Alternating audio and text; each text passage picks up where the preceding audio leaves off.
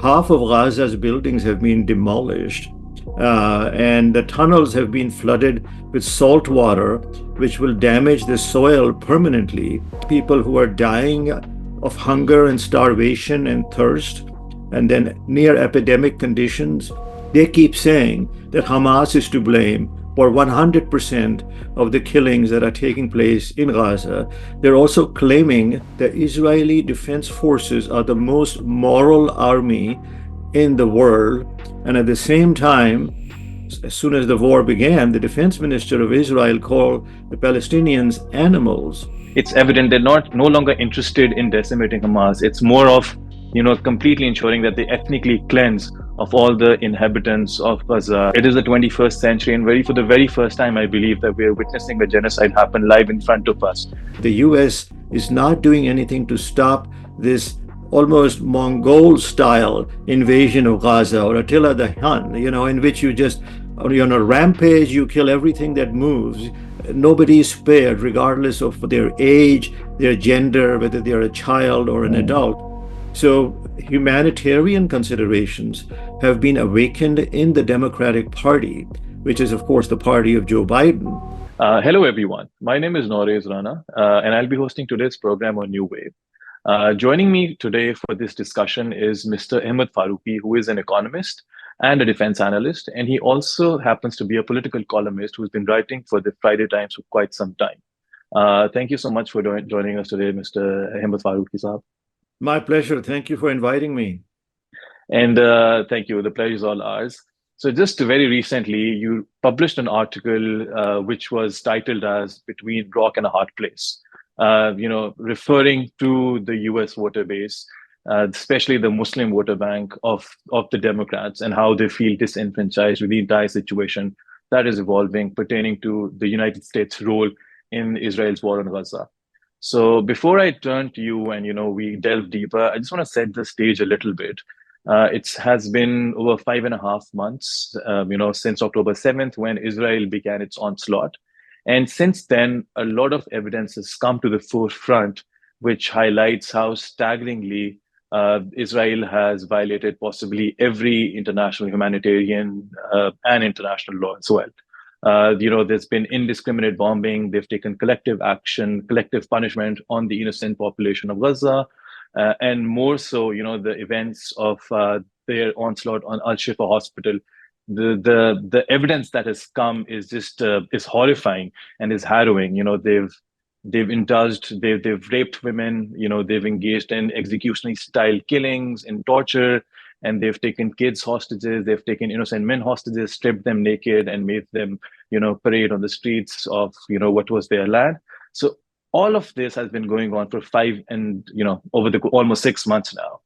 And while this has been happening, we see one big global player, that is the United States, who apparently is the champion of freedom, human rights, democracy, and has been its proponent all over the world.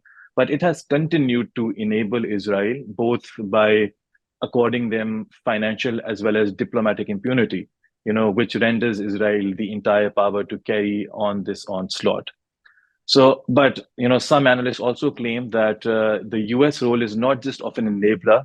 The way that they've vetoed resolutions that were passed in the UN for ceasefire, they vetoed against them, and even the most recent one, they abstained in voting for it, highlights that they're more complicit and they're partner to all the crimes that are happening. So I want to turn to you first and ask you, how do you view the United States' role over the course of the last 6 months? How do you feel about it? How do you think? Well, actually, I agree with all of the characterization that I heard from you. It is atrocious, it is harrowing, and it is depressing, and it is very demoralizing for me as an American citizen of Pakistani descent living in the San Francisco Bay Area to be watching all of this helplessly, day after day, night after night. We still don't know how many are still buried under the rubble. Half of Gaza's buildings have been demolished, and the tunnels have been flooded with salt water, which will damage the soil permanently. So Gaza is being rendered almost uninhabitable. And of course, then you have people, being injured, being maimed, people who are dying of hunger and starvation and thirst, and then near epidemic conditions are going to break out because of the sanitation issues. No access to toilets, no clean water. People are essentially eating animal feed just to survive, and they are drinking seawater and other water that is drainage water because they are desperate, and the whole world is watching. The world has condemned it over and over again in the UN General Assembly, in the UN Security Council, and as you mentioned, the US is consistently vetoing one resolution after the other, certainly doing much worse than anyone expected outside of the core constituency in this country that obviously is very well, in the Zionist camp, so to speak. They keep saying that Hamas is to blame for 100% of the killings that are taking place in Gaza.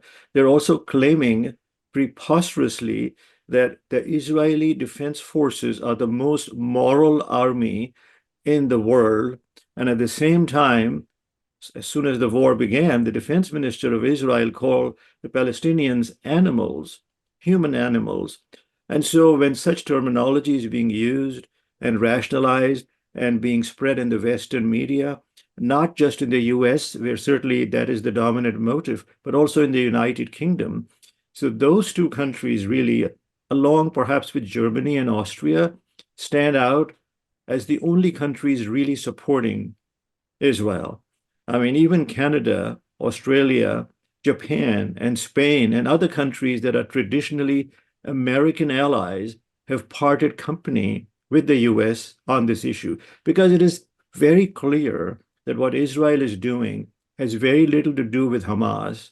They're destroying schools, hospitals, they're killing doctors, they're killing nurses, they're killing patients, and they're humiliating children by killing them and getting into their toys and riding around in their toys, the child's attire, the dead child's attire they're putting on and sleeping in their beds. So this has now become a very uncivilized Israel that I never even imagined they would descend to such a low. And what's even more depressing is to watch the United States trying to find money to give them even more arms, $14 billion. The US could have stopped this war very early on. I mean, the US did, Biden went there, he met Netanyahu supposedly to tell him not to have an emotional reaction like America did after 9/11, when it went into Afghanistan and then later into Iraq, and obviously it was devastation in both countries. Unknown amounts of money in the trillions of dollars have been spent by the US since 9/11. $6 trillion is one estimate. And what have they achieved? They have nothing to show for it. And now comes the Israeli attack on Gaza, and they're stopping the funding to the UN Relief Agency because supposedly a few people, not even 20 people out of 1,000 or so, were supposedly connected with Hamas. And every organization has some people like that. You don't cut off funding. And it's not cutting off funding to that organization that's the issue. It's cutting funding to the Palestinians who are starving and dying and full of disease and poverty on top of everything else. They have no houses to live in. Their houses have been blown apart for no reason at all. And then Israel is claiming we are dropping leaflets from the air telling you to go from the north to the south. When they go to the south, they're saying now go to Rafah. And when they go to Rafah, they're saying now we will attack Rafah. So this is a never-ending chase that the most moral army is out to pursue. And they're not listening at all to the US, which is amazing because the US is their sponsor. All the US has to do is cut off all the arms shipments tomorrow, the 2,000-pound bombs, the tank ammunition, and who knows what else. And Israel, their own military people have said they cannot fight this war without US armaments. Yeah. So, Apparently, there was just to your point, there were some figures that have come to the forefront that Israel did not even have the capacity to carry or wage this war beyond 3 weeks had it not been for US's constant supply of weapons as well as financial military aid that they've been given and according to the Israelis. And like you said, I mean, they claim to be the most moral army, but I think at this stage they are not even acting as an army. It's just acting like a band of, like any terrorist organization out there, or maybe even worse, because like you said, they've targeted human buildings, they've targeted schools, and now with they're planning their ground onslaught on the ground assault on Rafah. It's evident they're no longer interested in decimating Hamas. It's more of completely ensuring that they ethnically cleanse of all the inhabitants of Gaza and just basically completely desecrate them, annihilate them. And it has been horrendous. And even so, even after the ICJ passed its ruling, one of the 6 provisional measures that they had ordered them was to make sure that there's no blockade of humanitarian assistance and life-saving supplies. And there was not a single day when Israel complied or did abide by any of those 6 measures that they were ordered to, fulfill that. So I mean, it's fairly obvious that, sadly, unfortunately, it is the 21st century, and for the very first time, I believe that we are witnessing a genocide happen live in front of us. We have access to live feeds, we have access to videographic evidence that, and of such a profound and graphic degree that possibly was never available even during the war on terror or what was happening in Afghanistan or Iran, because social media is more of the last decade's evolution. Now, moving on, we've seen in the US, since the very first few weeks when all of this started happening, there were a number of protests and there were huge gatherings happening in New York, happening in DC. The Lincoln Tunnel was blocked in San Francisco. The airport was blocked. The pathway to the airport was blocked. In DC, the road from the Capitol to the White House was blocked. Mm-hmm. So it's very obvious. And I was there when this happened in Washington DC, and I was there in lifetime. I can evidence to the fact that if the number of people out there were in hundreds of thousands.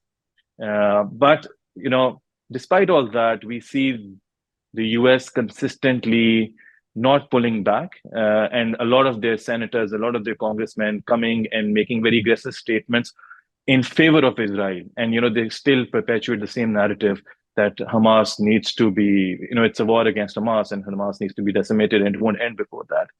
How is it likely to impact the elections that are due to happen in, the later half of this year, 2024? It's very clear from the primaries that have been held so far, the incumbent, Joe Biden, is coming under incredible scrutiny, not just from the Arab and Muslim American voters, but in general from all of the younger American voters under the age of 25.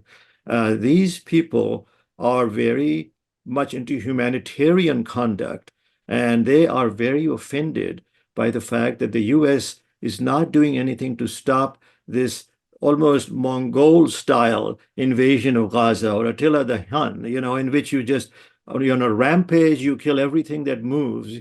Nobody is spared, regardless of their age, their gender, whether they're a child or an adult. So humanitarian considerations have been awakened in the Democratic Party, which is, of course, the party of Joe Biden. And this is a message that has not been lost on him. He is getting feedback from Michigan, from Minnesota, and from Hawaii, from Arizona, Georgia, all of these states that would have voted for him without much consideration vis-a-vis Trump, because Trump appears to be the other candidate. Despite all his other charges and whatnot, he has emerged as the numero uno, or the number one man of the Republican Party. And of course, Biden and Trump have a long-standing rivalry. So Biden is now concerned and shaken up that when 29% of the Democratic voters in Hawaii voted for uncommitted was the alternative to Biden that was put on the ballot, and 18% in Minnesota, something like 13% in Michigan, and significant 8 to 10 percentage points in many other states, that if this continues to be the showing, that he will probably lose the election because it goes on the swing states, and a lot of these are swing states. He won those comfortably the last time around vis-a-vis Trump. But this time, because of his unfortunate posture on Israel, his loyal voter base is really questioning him. And some pressure already has generated a few results. He's making stronger statements vis-a-vis Netanyahu. Senator Chuck Schumer, who is the leading Democrat in the Senate, he has also given a speech very strongly critical, calling for new elections in Israel. But the fact of the matter is that this is all just talk. Even the UN Security Council resolution that just passed, the US did not vote in support of the resolution. It abstained. Yeah. And of course, Israel was annoyed very much, and a lot of noise was made.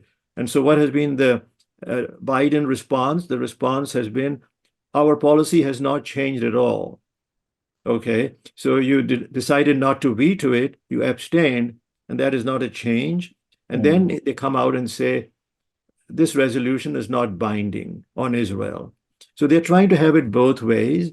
And I have to tell you, the voters here can see through all of this double talk. It's hypocrisy, it's chicanery, it's very disingenuous. And the days when you could fool the voters with rhetoric without action, they are long gone. So he's in trouble. His candidacy is in trouble. Fair enough. So actually, I wanted to talk to you about Trump as well, but before I go there, so you mentioned that they've come out after the vote, and I wanted to talk to you about this vote in the UN Security Council as well. And they've said that it's not binding on Israel. Right. Would you elaborate that? Actually, I was going to ask that now that the resolution has been passed, there's no signs, seemingly there are no signs that Israel is abiding by that or is ceasefire. So how does it play out then? That is the sad reality, that even though it is the UN Security Council which has passed this resolution, the US immediately has come out and said it's not binding. And of course, Israel, as soon as the resolution was passed, they rejected it. They said the United Nations is anti-Semitic and its Secretary General is anti-Semitic.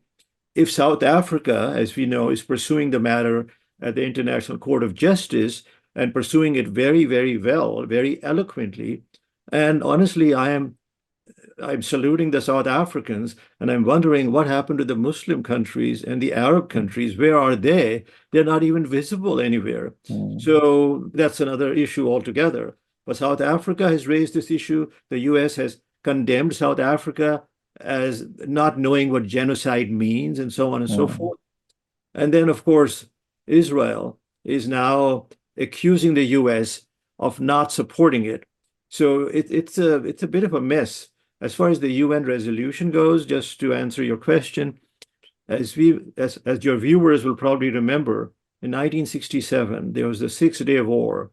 Israel captured all of the Sinai, captured all of the West Bank, and a portion of the Golan Heights. The UN resolution, Security Council 242, was passed asking for a withdrawal. That withdrawal has not occurred except from the Sinai, because a special deal was cut with Egypt. So they pulled out of Sinai, but not out of Gaza. They kept Gaza and the West Bank as occupied territories. Those people have no human or civil rights who live there. They're living essentially in an open-air prison, as it has been called. They cannot participate in the elections. They have no military other than the terrorist organizations, which obviously come into being. And what is very unfortunate is the US stance for several decades now has been that there needs to be a two-state solution. But of course, the US does nothing to create the Palestinian state. Every time something like this happens, like October 7, they begin talking about that one more time. And the latest disappointment is that they want to support the creation of a Palestinian state at some point, but it will not be allowed to have an army or an air force. It'll have no air force bases. So what kind of a state is that? Is that a colony? I mean, it looks like it is a castrated state. It doesn't have anything to counter Israel with, should Israel attack it. So if this is the situation, then why not also have Israel eliminate its army so that it's a fair and balanced solution? But the US, because of the APEC lobby, which is very intense and very real, as we have seen, it will never go there. Yeah, It will no, be a absolutely. unequal two-state solution if it ever Yeah. occurs. Yeah, exactly. And like you mentioned, looking back at history and even now the events of the last 6 months, it's fairly obvious that the United Nations is just another manifestation of the League of Nations. It is as useless, as obsolete, and it's rendered absolutely with little to no impact on issues and on times when it's much direly needed. It has never So prevented a war, nor has it ever stopped a war. So that, what does it do? Well, maybe human development. Like in Gaza, they were doing a good job, yeah. but now they're at the mercy of Israel. And the whole world knows that Israel has blocked the trucks coming in. The trucks are Yeah. lined up very, very long lines because Yeah. they're doing security checks and nobody knows what they're checking.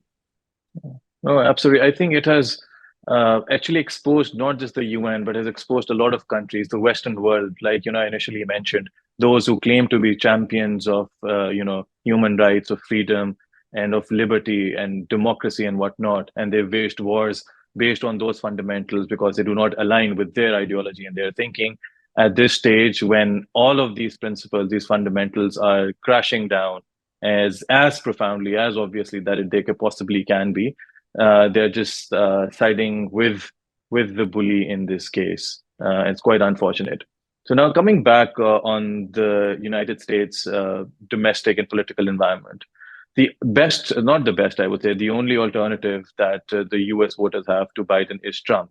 And Trump himself is may actually even be more aggressive in his Mhm. policy towards Israel and Palestine. He's very pro-Israel, and he's been very vocal about it. And actually, he's very it might be safe to say there's to some degree he may be anti-Muslim because of the Muslim ban that he Yes. imposed last time around he was here, and then the same rhetoric, the same language that he's been using this time around as well about denaturalization, about banning Muslim students. So is the, how are Muslim Americans dealing with this conundrum? What is do they have a solution? How should they navigate this crisis, this electoral crisis that they are now being dealt with? It's a nightmare. It's absolutely two bad choices. And it's hard to know which is worse because Biden is the guy who's committing these horrible deeds right now. So he is the center of attention. People are not happy with him. And then they shudder at the thought of Trump coming back for all kinds of domestic reasons. And then, of course, there are the international reasons. He is very anti-Muslim. He's the one who was behind the Abraham Accords. And what did those accords accomplish? Well, they got 5 Arab countries to restore diplomatic ties with Israel, but all they were trying to do was marginalize the Palestinians and put the two-state solution on the back burner forever. Yeah. So, so that's very clear. And then you have recent statements by Trump, not the ones he made yesterday, which I will comment on momentarily, but the statements he has been making since this war broke out. Maybe it's not, we shouldn't call it a war, it's a Yeah, rampage, because there yeah, is no opposing army. Israel yeah, is just attacking and killing civilians. So calling it a war glorifies what they're doing. It's like a terror campaign, as you yeah, said. So what we have is Trump finally yesterday having a change of heart. Really surprised me, and it's too early to say what his new position is. But he said Israel should never have gone into Gaza. He also said that this invasion is being covered, as you mentioned, day and night on TV and on the social media. Everybody is seeing whole buildings disappear when the 2000 bomb yeah, given by the US is dropped on those buildings. They're seeing hospitals devastated. They're seeing famine and starvation. So he said something strange. Well, he's kind of not a balanced person, as we all know. So at the end, he said Israel should have done a better public relations campaign and not let the oh, details of the attack come out. Well, in the first month, in the month of October, there was very little detail available because there were no journalists inside of Gaza. yeah, Only the Israeli army was in there. CNN, etc., they were all outside and they were giving a very biased coverage. yeah. But at some point it changed. And even Trump is admitting that 6 months is way too long. He said, I told them to finish the job and get out quickly. Well, they didn't listen to him. Of course, the rumor mill has it that back in Israel, they're hoping Trump will win because they're hoping he will be even more pro-Israeli than Biden. Uh, for some reason, Trump has made these statements in the last 24 hours, which really surprises me. Is he trying to attract the Muslim and Arab voter bank? I mean, I wouldn't put it past him. That guy has no moral anchor. He just wants to Yeah, be reelected, yeah. come hell or high fire, so or hellfire. And so it's there are many Muslim and Arab Americans in the area, in the Bay Area that I've spoken with, who actually have been telling me that they will never vote for Biden under any condition. And when somebody says to them, then you're essentially voting for Trump, their comeback is, well, he talks a lot, but he doesn't do much. So maybe he won't be quite as bad as we are thinking he might be in terms of the Muslim travel ban and this and that. It's Rightly, hard to yeah. know. Yeah, no, Uh, absolutely. And I've had these discussions with a lot of people in the DMV area and based out of Washington, D.C. And, they have a very similar perspective. They're very similar sentiment. And, in addition to that, what they claim is that if Trump is going to do exactly what Biden is doing, then there's no difference. So, might as well, whatever, acclimity we had towards Biden is no longer gone, but rather, we no longer have this soft sentiment towards him anymore, given how vile and evil this entire campaign has been. And US has been the sole, funder, the backer behind everything that is moving going on. And they can no longer be held as enablers, but as partners to each and every crime that Israel is carrying out at the moment. Absolutely. And I Yeah. think people are emotionally so distraught with Biden, including me as an American Yeah. voter. I will find it very difficult to cast a vote for him. Now, in California, which is where I'm based, the Democratic Party is going to win just about, regardless of who the candidate is.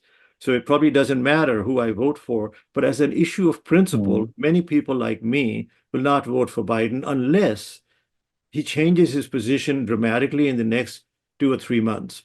He seems to be going in that direction, but it's like one step forward and two steps backward. Yeah. Abstains on the UNSC vote and then says there is no change in our policy and then says it's not a binding resolution. So this Yeah. is very, very disturbing. Yeah, no, absolutely. I think everything about this entire nightmare that has been unleashed on the people of Gaza and the economic the emotional impact that it has been for everyone, especially the Muslims who are witnessing it live all over the world has been very, very unsettling. And unsettling is a very sanitized word, to say so. But that is the true reality. How do you envision the end? That's before the how do you see, do you have an opinion on that? You mean in On Gaza? on on the Gaza, yes. How do you Yeah. imagine that Okay. this episode So is going to end? um, that is the $64 million question. You can Mm. ask me tomorrow. I probably have a different answer than what I have today. It's so fluid, so uncertain, and so dynamic.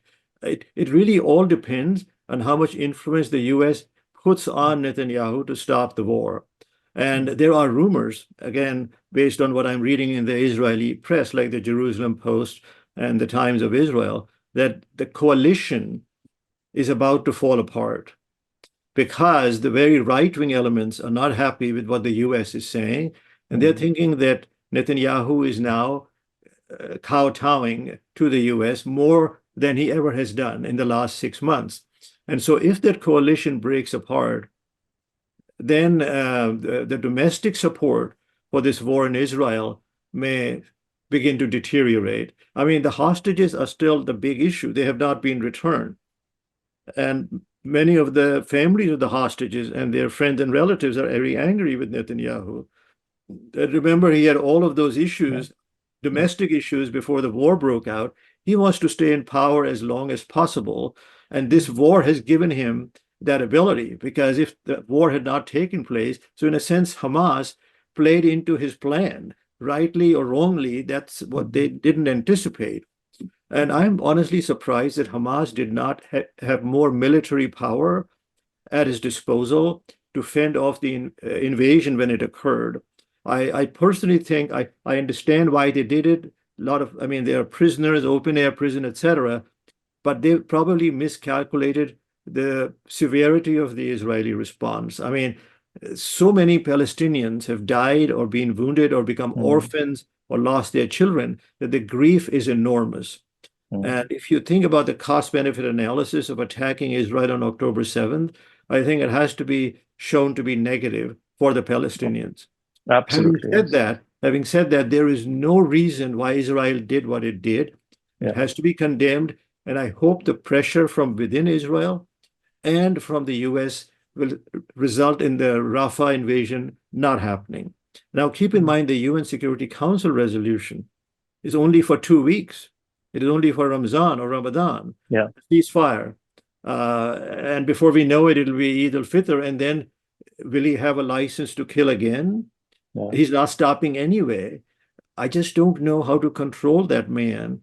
I mean, Mm, he knows his goose is cooked, so to speak. If he stops the war, he will lose his job. And so mm, he keeps saying, I need the final victory. Unless I have final victory, Hamas has to be destroyed totally, or there is no final victory. Well, how do you mm, destroy an ideology? Hamas is an ideology as much as a group of people. So he is very amorphous. His objectives are unachievable. I think many analysts in the US have written on that this is not a victory that will ever take place on the battlefield. It has to be negotiated, but he is not accepting that premise. And then there are various theories that he wants to get rid of all the Palestinians from Gaza and create an Israeli extension, in a sense, with a mm, resort. I yeah. mean, Trump's son-in-law is talking about building a fancy resort, a seaside Yeah. resort on the Mediterranean shores. So there are too many unknowns at the moment. Now, I hope it ends tomorrow. I hope it ends in a week or two. But I honestly thought it would never go past the end of December. Mm, Now, here we are. April is about mm, to start, and there's no sign within mm, Israel. I mean, the disappointment I have is 80% of the Knesset is supporting Netanyahu in not mm. wanting a two-state solution and in not wanting to end the war. No, that is honestly, I mean, this campaign is possibly the most vile and evil campaign that has been unleashed anywhere and around anywhere in the world in recent or modern history, at least to say so. And again, we don't know what the motives are. And like you rightly said, like at this point, about over 1.5 million people have been they're constrained within Rafah. And if everything that has already been done is no less horrifying. But if a ground assault is taken place and is carried out, then the number of people who've died, the death toll, the murders can go exponentially high up. An entire, we would see an ethnicity, like an entire class of people completely being uh, annihilated from the face of the earth. And, that is a very, very dangerous and a very frightening scenario. And a lot of other things that people are saying is that this is setting a precedent for this is like a pilot. This can be like a pilot project because a campaign of this magnitude and a terrorist campaign of this magnitude is being endorsed and is being accepted by the Western world at least, and even in mainstream media for the longest time the narrative that was perpetuated was, do you condemn Hamas? That was the byline everywhere. And this just gives them the complete impunity to carry this out wherever, it could be Lebanon next, it could be Syria.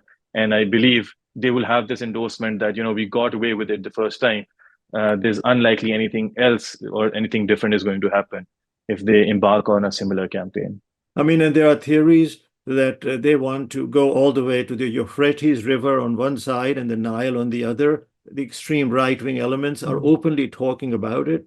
So keep expanding and keep expanding, and nobody will stop us because the US is with us militarily, politically, and diplomatically. And that link has to be severed. It's sort mm, of become like the 54th state of the United States. mm, And even more so because I don't think the 50th state, which I believe is Hawaii, would ever be allowed to do such things against Yeah, other Polynesian islands. So absolutely. this is unbelievable. It's Yeah, extremely surprising. I think even Jewish intellectuals in the United States are condemning it. There's a yeah, professor at Brown University who has written exclusively on this, extensively on this, in the New York Times and other publications. And he's saying peace will only come through negotiation. Maybe Hamas should not be part of that negotiation, but you have to allow Palestinian sentiments to mm, be expressed in a way that leads to peace for Israelis. Unless the Palestinians are at peace, Israel will never be at peace, in other yeah, words. But yeah, then there are the other warmonger elements who are saying peace will only come when one side is destroyed. I mean, like Daniel Pipes, I mean, that's his yeah, view that peace only comes. Edward Luttwak, the Georgetown University scholar, these people have this theory that war leads to peace. I think in the 21st century, I thought we had seen the last of that nonsense. yeah, Unfortunately, when Russia attacked Ukraine, the same fears arose, but that's nothing compared to what yeah. Israel is doing on a percentage basis to Absolutely. Gaza. Yeah. Yeah. Well, exactly. The numbers we have in front of us, that's the thing, that we are living in that day and age where everything is accessible. You have the stats, you have live figures, you have live evidence. And if you look at the number of children who've died, surpasses the number of children who've died in fragile and conflict situations anywhere around the world over the course of the last 5 years or so. And those that have died just in Gaza within the period of the last. And these were the figures that came out in the first 3, 4 months. So imagine how horrendous the numbers have gone up since then. Right now, over 35,000 people, are dead, and this number again is acutely understated, of which 90% are women and children. So it's It sort of staggers the imagination that the mm, world is allowing this to continue. The UN is just a figurehead agency mm, as far as war and peace goes, helpless to do anything because the permanent members of the Security Council have the veto power. And then yeah, even if they pass it, it's called a non-binding resolution. yeah, absolutely. So I guess more than Israel, it's the US who holds the card to actually stop this campaign.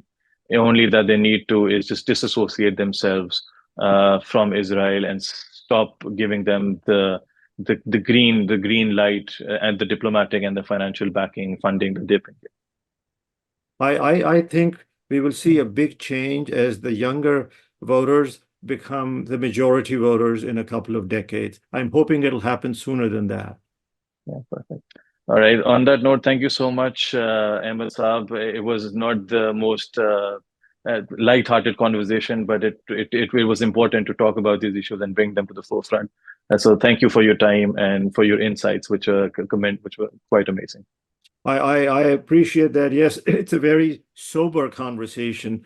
And maybe we should talk again in a couple of months. Hopefully, it'll be a more positive and uplifting conversation. Absolutely, absolutely. We hope that, inshallah, touch wood. Okay, Okay. thank you so much. All right. Take care. All the best. Thank you.